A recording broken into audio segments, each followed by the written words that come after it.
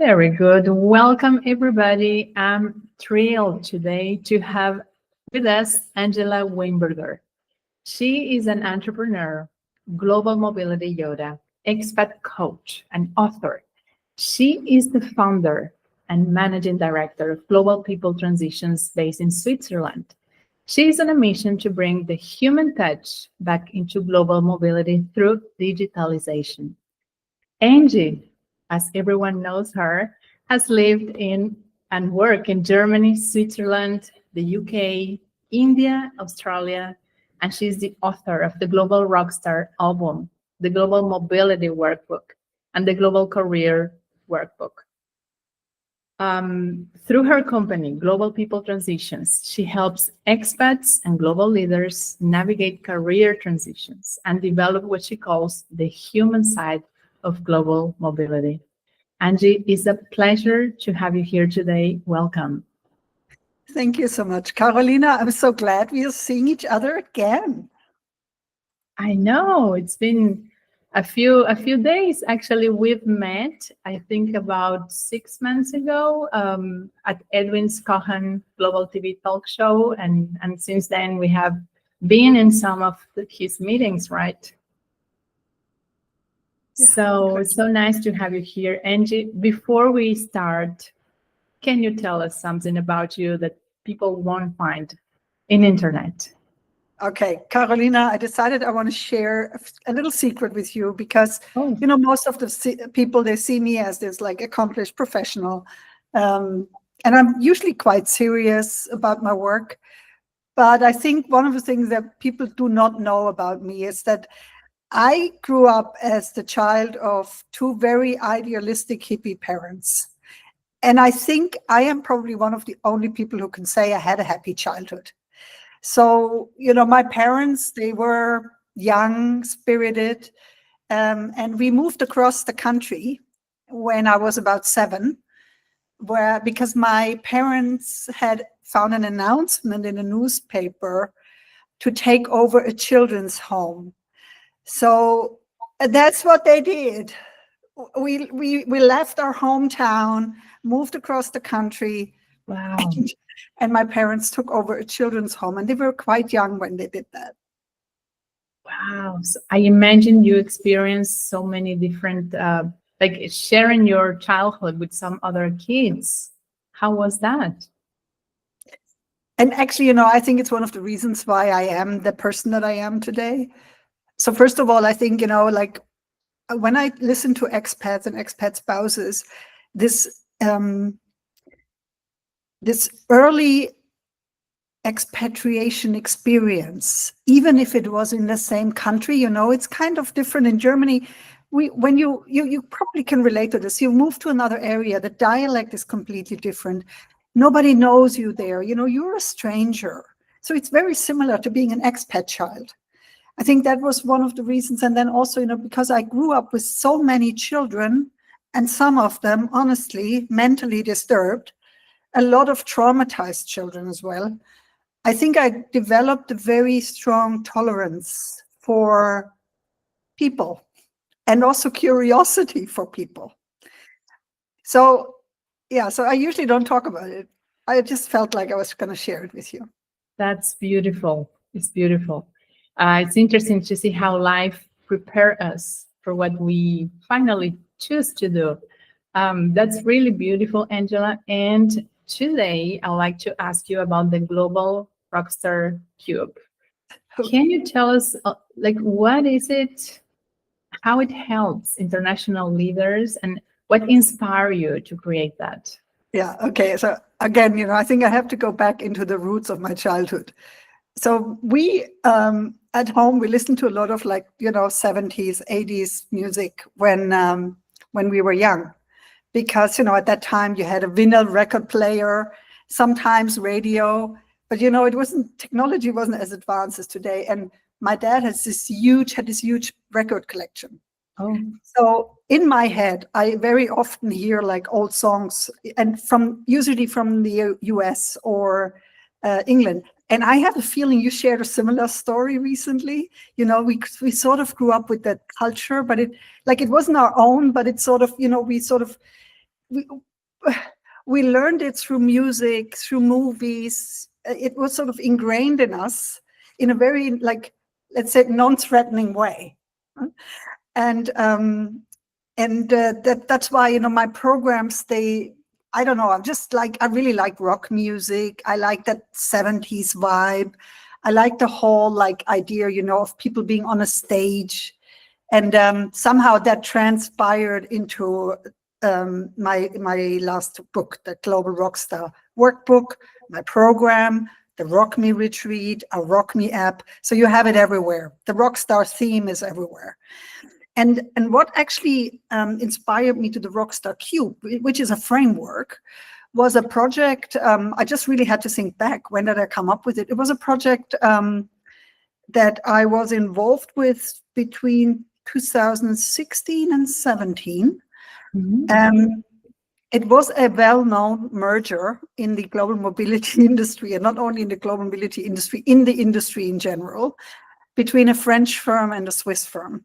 And the Swiss firm acquired the French firm. And you can imagine there are tons of cultural differences between a Swiss-based company and a French-based company.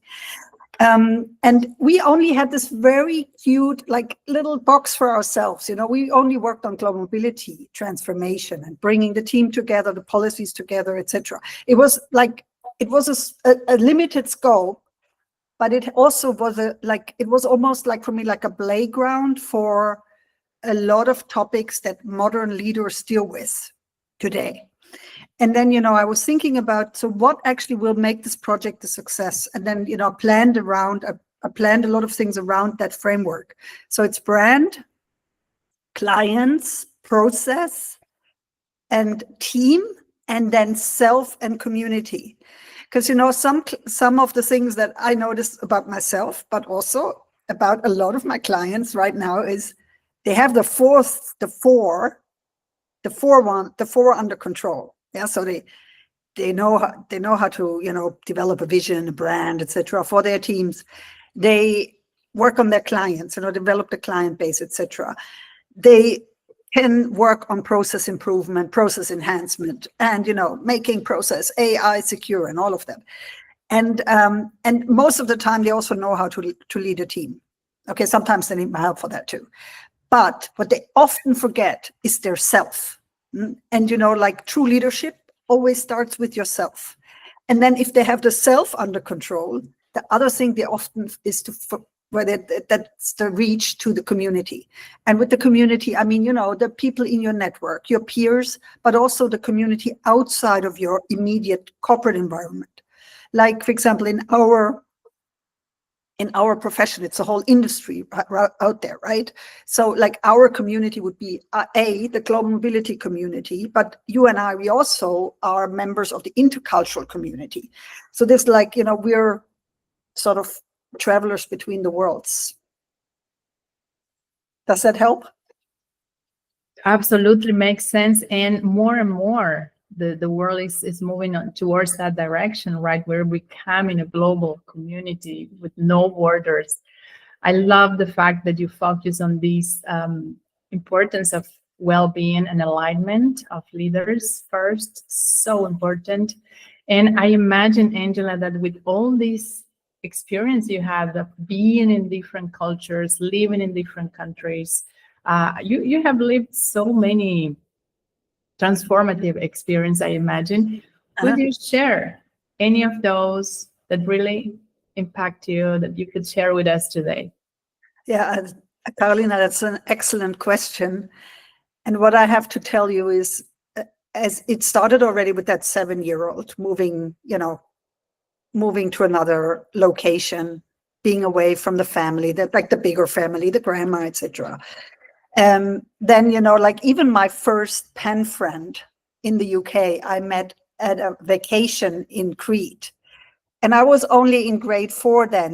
We didn't even have English at the time. Mm-hmm. So it started for me, it's like a whole process. It started early, and every one of these experiences was really relevant and informative. When I went to the UK, I just got out of high school. So this was my first year, real experience, being away from home, being alone, being in another country, learning that there's more to culture than language, understanding, that the German directness is not so going down so well in the UK. Or, like there, like people would tell me in the bar 10 times, like, Germany is great, but we won the war. Remember that? So, like I have these memories of the time in the UK, and it was a very transforming experience. Then during my studies, I went to Australia. And again, I learned a lot of other things there. Like, for example, it was the first time I really enjoyed university because the teaching style was a lot more, the Kolb learning styles? It was more like active experimentation. We were allowed to contribute in class. We were also, judged on our contribution in class. There was a lot more trying out. The professors were so much more approachable than in Germany. For me, it was like, it was an eye opener. I wish I had the chance to study in Australia for my master's as well. And, because it was just so different than what I was used to. Germany's a lot more theoretical, there was a lot of frameworks, a lot of blah, blah, a lot of learning by heart, honestly, kind of boring. And, and then, so Tasmania was, I think, a very opening experience in that, I really sort of learned to fly. And then when I went to India in almost 20 years ago, in 2006, and one of the first women, who was there in this group on assignment, we built a business process operation in Bangalore for the company I worked for. I think that challenged all my assumptions on who I was. This was like, it turned me around completely. I mean, I don't know what else to say. Like my thinking was, and I really have to admit that this is kind of embarrassing to admit in hindsight. My thinking was, oh, I'm going to go to India and we're going to help all those people there and, create more jobs there. And then in the time there, I thought, oh my God, we have to be careful that in 5 years, India is not taking us over. Now, this was almost 20 years ago, but I think, I was kind of right about that. Things have changed a lot since then. You could almost think about, reverse colonization, which it's amazing if you think about it. But I was so embarrassed about my thinking, like finding out how I was thinking, despite all the tolerance, despite the fact that I was an intercultural trainer already at the time, despite my, self-image of being the most tolerant person in the world. And that's why, I'm thinking also these kind of topics, they're like continuous learning processes. You never stop learning intercultural competence, never. Even now, there's still things I learn every day. Sorry, that was a long sentence. Fascinating, Angie, and it's so real how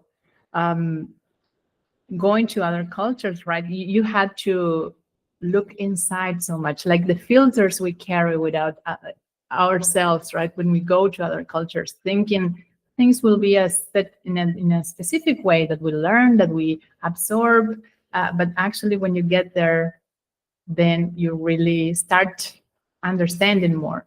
It's beautiful. Yeah. And you know what, Carolina?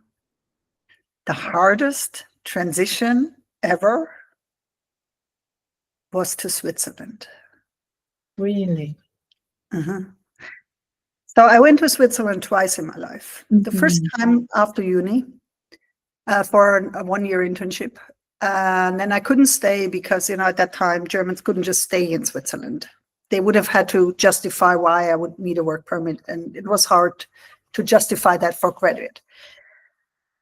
But the second time I moved, which is now 16 years ago, I thought I knew the country because I had lived there. And honestly, I was born like 2 hours from here. Like I come from the border of Switzerland originally. So, I thought, this is going to be fun. This is going to be fun. I finally found the job that I want. I'm going to live in Zurich. and I'm just going to enjoy my life and my career. And I was just newly married, it was like all happy cheese and chocolate thinking. Thought Heidi is finally coming home. But the reality of that cultural transition was different than expected. It was a lot harder than expected. And this is, what shows you that just because a culture is closer to our own culture doesn't mean that transition will be easier. I often notice that even, for example, Americans moving to the UK or Australians moving to the UK, South Africans moving to Australia, or, South Africans moving to the US, we would say, well, but they speak the same language, or Canadians, US Americans moving to Canada, where we'd say, they speak the same language. It shouldn't be so hard. But that's even harder because the subtle differences, they're so hard to crack. They are, indeed. South America, I think. Huh? Yeah. And that's why I think having the information is so important. Like if you can talk with someone that has lived there or has been there, prepare yourself, right? And that surely will change your experience. Angie, I know that you work and you help companies to have programs that are more inclusive.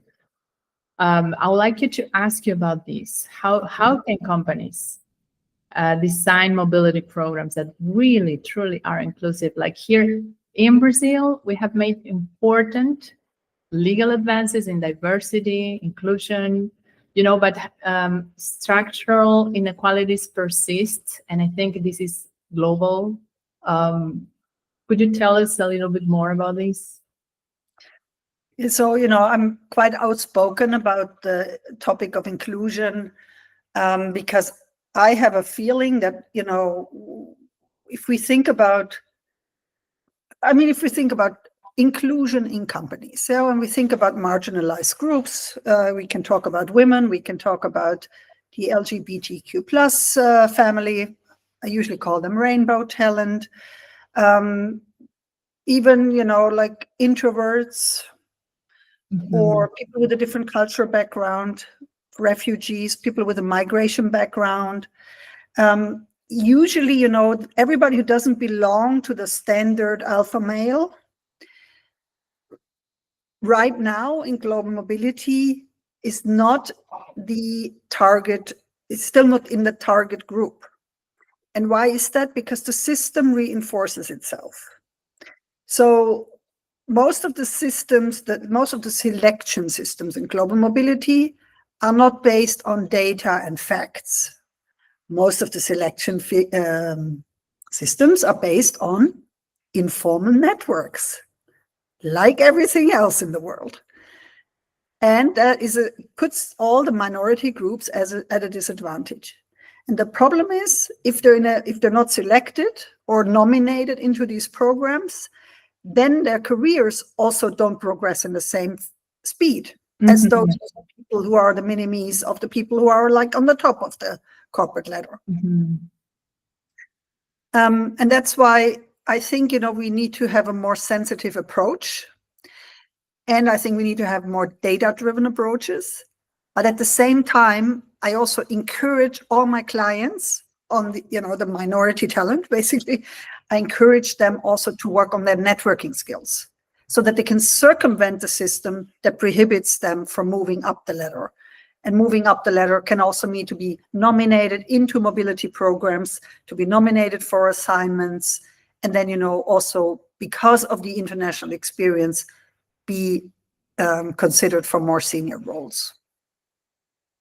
Such an important advice. Networking, nurturing relationships, building bridges, I think is something so simple to do, and sometimes we forget about it. Like when we are in a company or we're working, we cannot see the importance of this, but this is such a great reminder.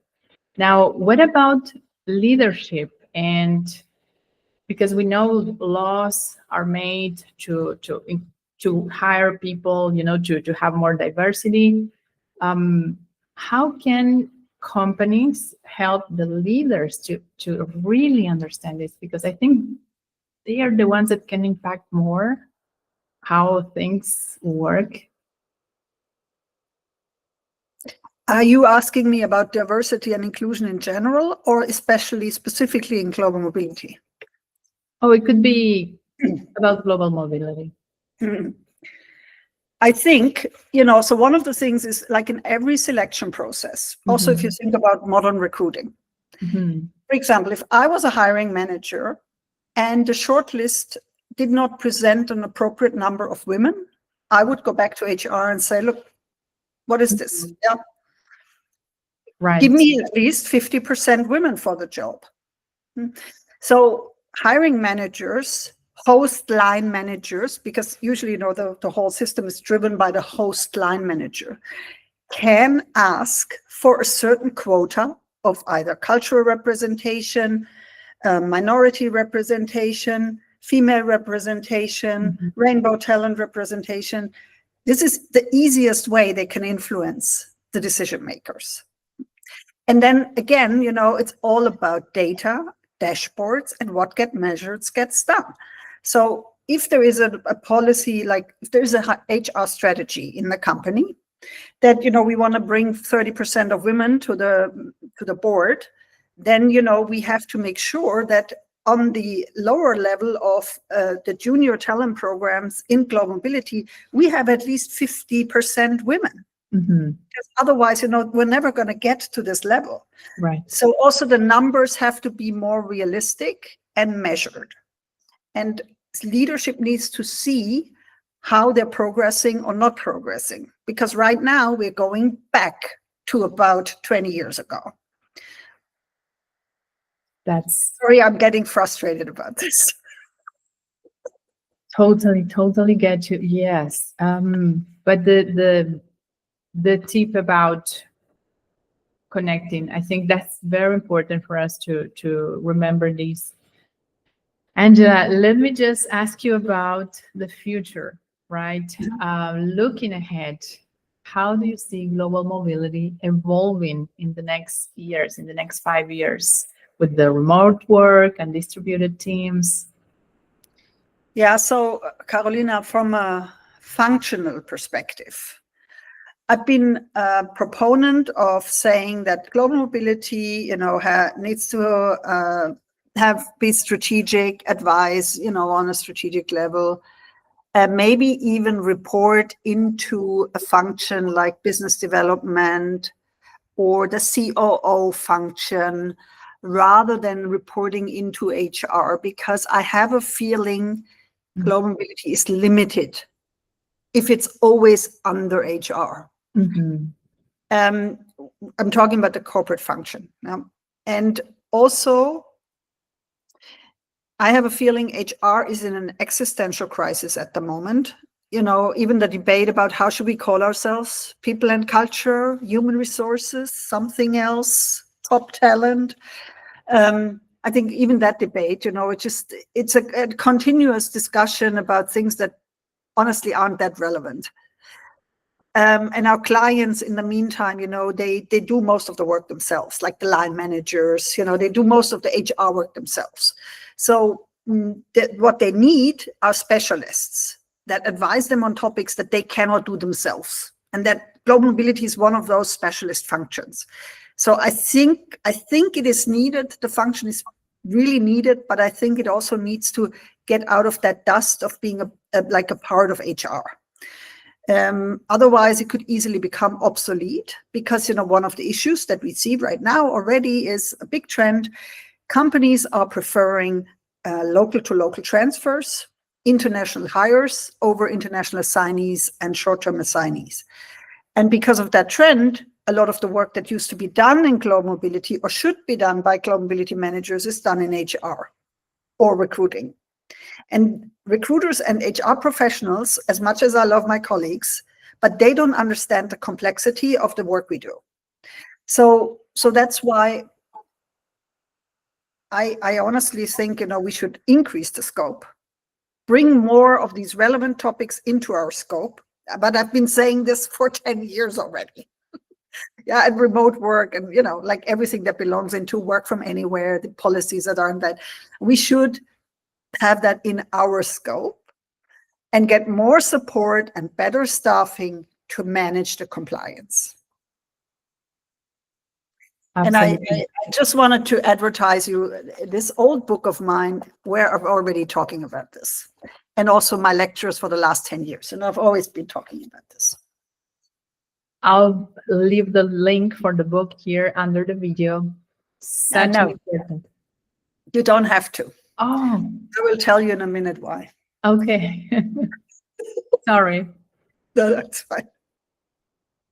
It's actually going to be outdated soon, and we're going to have something new. Oh, So, yeah. amazing, amazing. New good things coming for us. And so important to consider all these trends. We are living in a moment of changes, dramatic changes.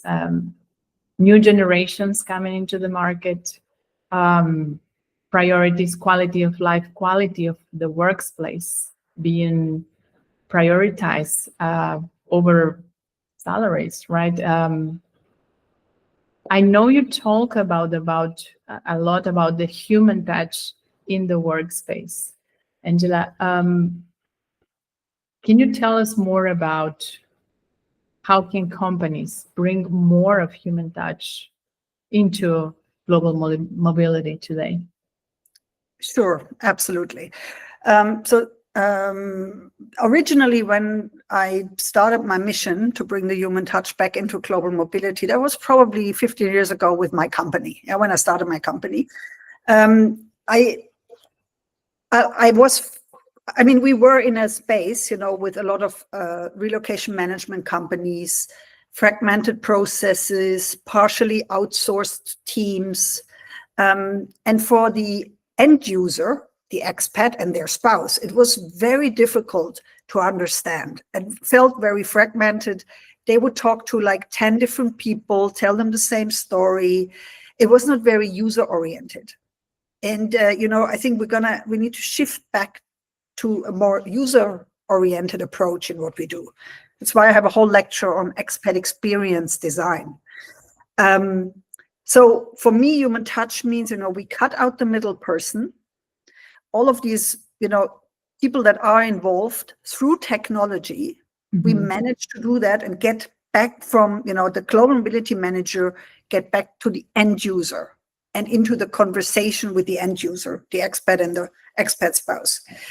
And where that is not possible, for whatever reason, I suggest that companies hire a global mobility coach like myself or you, somebody who's helpful and who is like a human being that expats and spouses can actually talk to in a structured way, in a structured model. Because what I still notice a lot is that in these processes, most of the time, especially the expat spouse, they have nobody to talk to and they feel left alone. And, sometimes it's little things that make a big difference for them. Because, one of the things we haven't talked about when we think about intercultural transition, Carolina, you and I, we know that. You don't know what you don't know. You wear blindfolds. Yeah. You come to a country with your expectation of what things should be like. You don't know that there are things out there that you just don't get because you can't see them yet. And the more you develop intercultural competence, the more those blindfolds open up, and then suddenly they disappear. Yeah, and then you understand more. But this is why you can't tell an expat spouse just Google the information, because they don't know what to Google for, and that's the problem. So sometimes just a little support, a bit of hand-holding can already go a long way, and it doesn't have to be expensive at all. Like we now have a technology-driven solution through our RockMe app.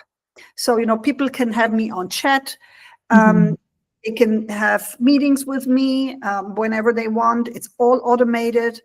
And it's like a 24/7 solution for them. Okay, not on the weekends, because then I take some time off. Yeah, and another thing, so I think, definitely what companies need to consider if they want to cut down on expenses in global mobility. There are a lot of ways to cut down on expenses and make the process more effective. But one of the ways where I would say you can enhance your quality and what you're delivering is by bringing in coaching, career coaching, and also spouse career coaching. So career coaching for the expat and spouse career coaching for the spouse.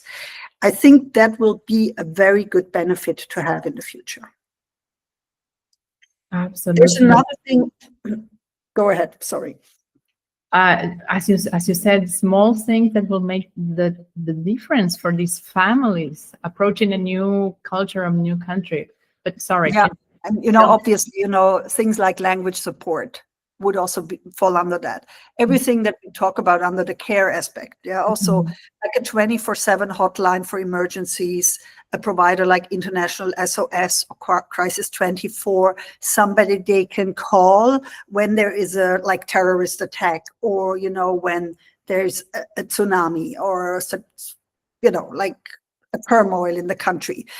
I think that should be a minimum standard, but everything that falls under the duty of care obviously is also important. That is. And then I just wanted to share, from my personal perspective. So one of the way I personally want to bring the human touch back into the world is just by being there for people that need support.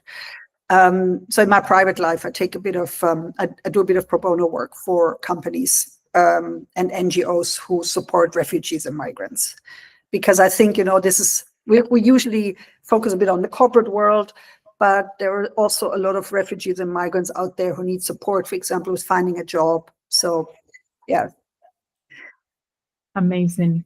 Being compassionate, having a big heart. I think these are qualifiers for people in the industry anyway. So we're trying to do a lot of good work. Also with our Relocate the Profit, for example, our organization, we're trying to support projects in Africa, for example, for girls' education. So things like that, yeah.